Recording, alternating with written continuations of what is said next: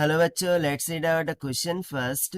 1.5 milliwatt of 400 nanometer light is directed on a photoelectric cell.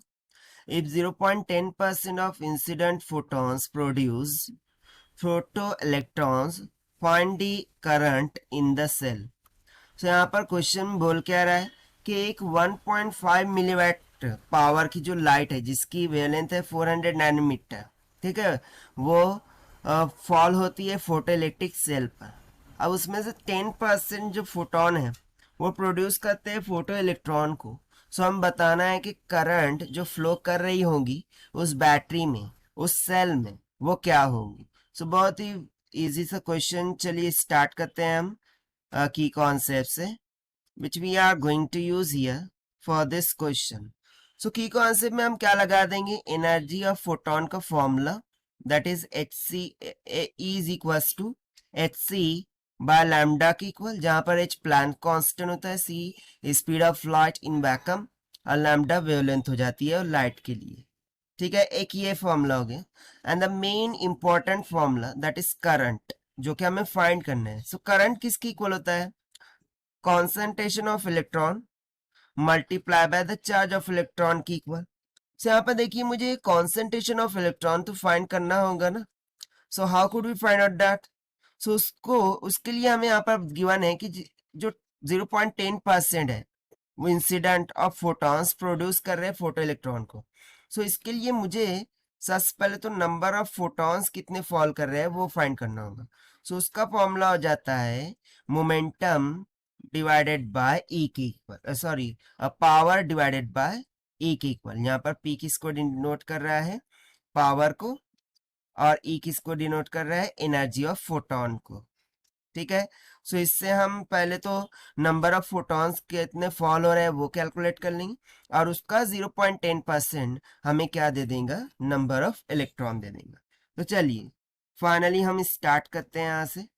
तो सबसे पहले तो मुझे गिवन क्या क्या है नोट डाउन कर लेते हैं कि पावर गिवन है 1.5 मिली वैट के बराबर। उसके बाद मुझे लैम्डा की वैल्यू गिवन है 400 नैनोमीटर की इक्वल।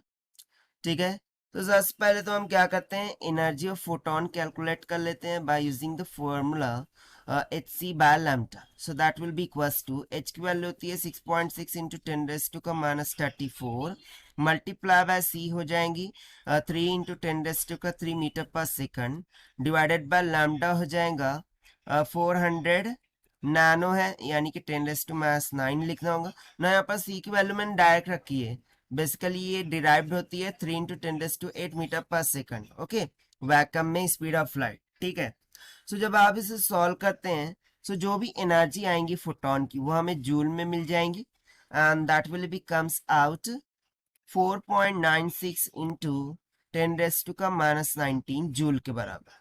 ठीक है, इतना हो गया ना।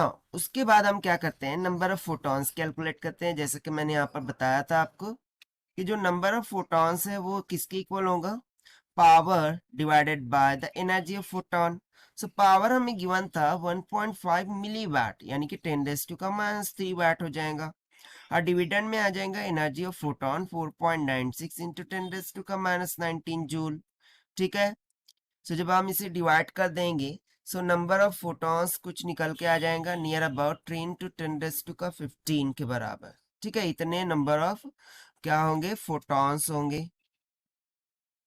अब इतने नंबर ऑफ फोटॉन्स में से जो फोटो इलेक्ट्रॉन्स है वो कितने हैं, 0.10%, यानी कि मुझे यहाँ से नंबर ऑफ इलेक्ट्रॉन्स कितने मिल जाएंगे, 0.10% ऑफ नंबर ऑफ फोटॉन्स के। So that will be equals to 0.10। ठीक है, तो बेसिकली ये परसेंटेज में है, इसको हमें डिवाइड करना होगा 100 से और मल्टीप्लाई कर देंगे किससे, 3 इंटू 10⁻15 से, जो कि नंबर ऑफ फोटॉन्स आए थे हमारे। सो जब आप इसे सॉल्व करेंगे सो ये कितना निकल के आ जाएगा, 3 इंटू 10⁻12 नंबर ऑफ इलेक्ट्रॉन्स के।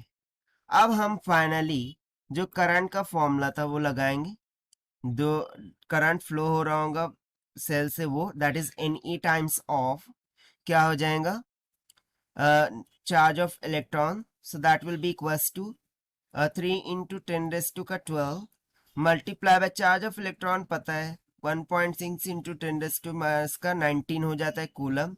तो जब आप इसे सॉल्व करेंगे तो यहाँ से करंट निकल के आ जाएगा 0.48 10⁻⁻6 आएगा, ठीक है। सो उसको हम डायरेक्टली क्या लिख सकते हैं, माइक्रो एम्पियर के बराबर। और यही हो जाएगा हमारा आंसर फॉर दिस क्वेश्चन, जो कि हमने सॉल्व किया है bye using the conceptual formula of energy of photon and current से। So this is the required solution. I hope you understood well. Best of luck. Thank you.